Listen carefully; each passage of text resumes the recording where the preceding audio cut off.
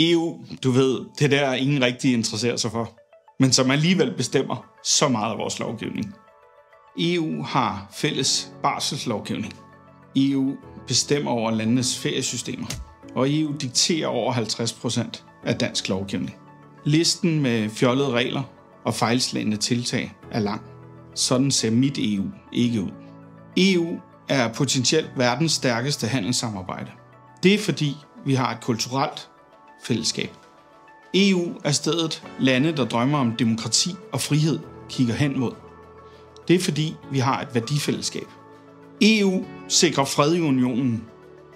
Det er fordi, vi har et sikkerhedspolitisk fællesskab. EU har dog stadigvæk et kæmpe uforløst potentiale.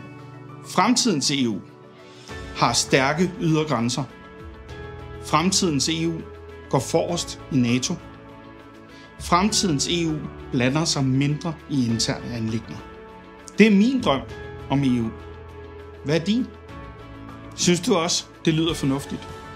Så stem på mig, Nikolaj Steffnauer, Liberal Alliance.